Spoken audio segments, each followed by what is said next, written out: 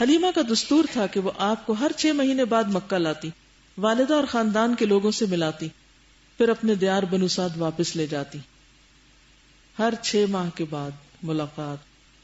جب مدت رضاعت پوری ہو گئی اور دودھ چھڑا کر آپ صلی اللہ علیہ وسلم کو آپ کی والدہ کے پاس لائیں تو اب تک جو خیر و برکت دیکھ چکی تھی اس کے پیش نظر چاہتی تھی کہ آپ کو انہی کے پاس رہنے دیا جائے، مزید رہے۔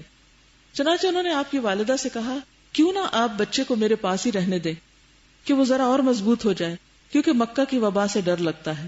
والدہ اس پہ راضی ہو گئی اور حلیمہ آپ کو لے کر خوش خوش اپنے گھر واپس ہوئی، اور آپ تقریباً مزید 2 برس تک وہیں رہے۔ کتنے سال ہو گئے؟ 4 سال۔ پھر آپ کا سینہ مبارک چاک کیے جانے کا واقعہ پیش آیا، جس سے ڈر کر حلیمہ اور ان کے شوہر نے آپ کو آپ کی والدہ کے حوالے کر دیا۔ انس بن مالک کا بیان ہے، آپ بچوں کے ساتھ کھیل رہے تھے کہ جبریل علیہ السلام تشریف لائے اور آپ کو لٹا کر سینہ چاک کر دیا۔ پھر آپ کا دل نکالا اور اس میں سے ایک لوتھڑا نکال کر فرمایا یہ شیطان کا حصہ تھا جو نکال دیا گیا۔ پھر دل کو سونے کے تشت میں زمزم کے پانی سے دھو کر جوڑ دیا اور اسی جگہ پلٹا دیا۔ یہ کیا ہو رہا تھا؟ Heart surgery.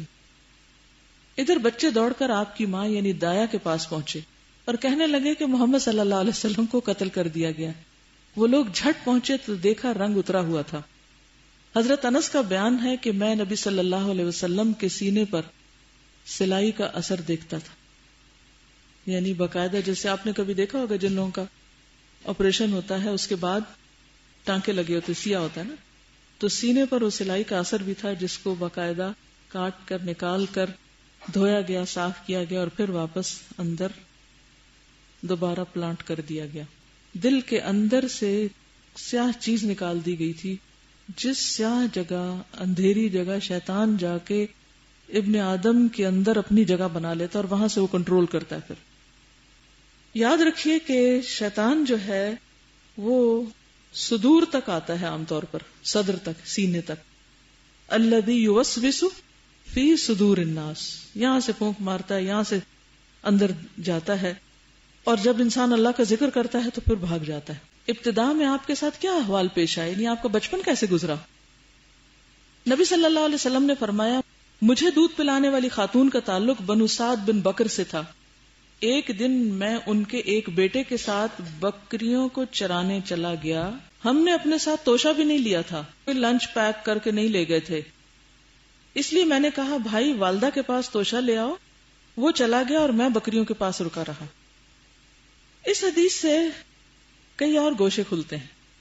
نمبر 1 یہ کہ جاتے وقت کھانا نہیں لے کر گئے، لیکن خود جا کے کھانا مانگا بھی نہیں، بھائی کو بھیجا کہ تم جاؤ لے آؤ، اور خود ایک بڑی ذمہ داری کو نبھایا۔ عمر کیا تھی؟ 4 سال۔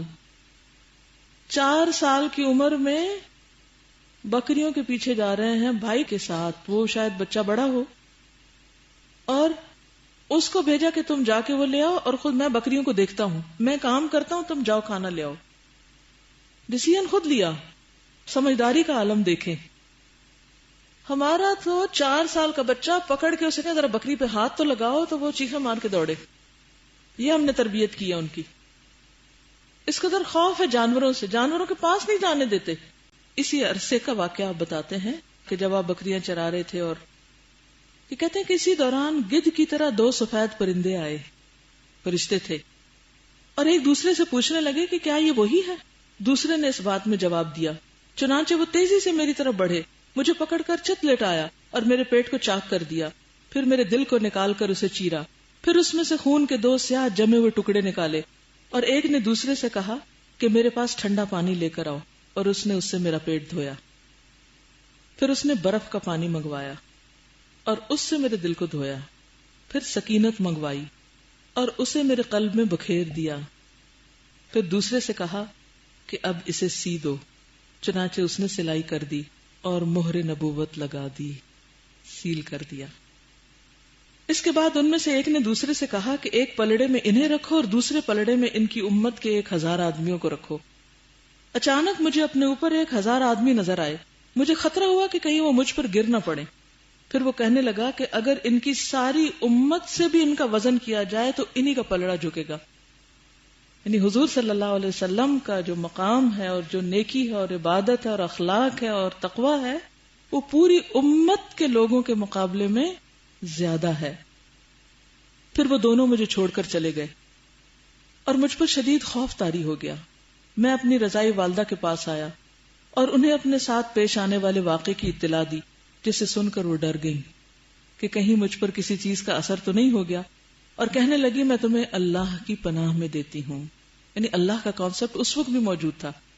دین ابراہیمی کے آثار تھے جو نسل در نسل کے اندر چلے آ رہے تھے. کچھ لوگ جنوں کی پناہ لیتے تھے اور کچھ اللہ کی. پھر انہوں نے اپنا اونٹ تیار کیا، مجھے کجاوے پہ بٹھایا، خود میرے پیچھے سوار ہوئی اور ہم سفر کر کے اپنی والدہ کے پاس آ گئے. اور انہوں نے میری والدہ سے کہا کہ میں اپنی امانت اور ذمہ داری ادا کرنا چاہتی ہوں. پھر انہوں نے میرے ساتھ پیش آنے والا واقعہ بیان کیا، لیکن میری والدہ اس سے مروب نہیں ہوئی اور کہنے لگی کہ میں نے اپنے آپ سے ایک نور نکلتے ہوئے دیکھا تھا جس سے شام کے محلات روشن ہو گئے. یعنی جب پیدائش ہوئی تھی تو میں نے اس وقت ایسی علامات دیکھی تھی.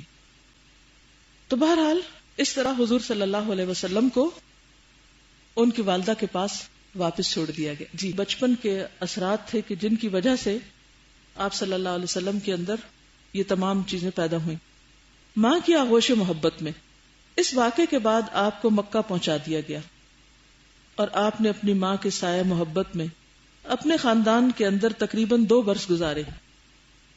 2 سال. ٹھیک ہے.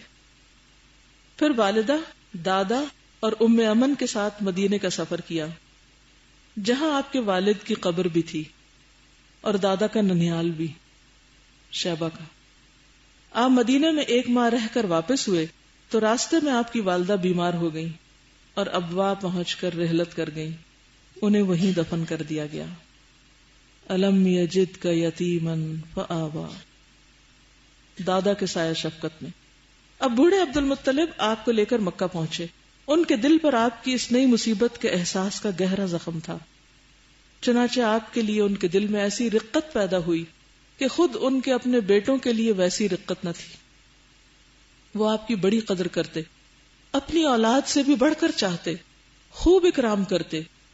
ان کا خاص فرش جس پر کوئی دوسرا نہ بیٹھ سکتا تھا اس پر آپ کو بٹھاتے، پیٹھ پر ہاتھ پھیرتے، آپ کی نقل و حرکت دیکھ کر خوش ہوتے اور یقین رکھتے تھے کہ آئندہ آپ کی نرالی شان ہونے والی ہے.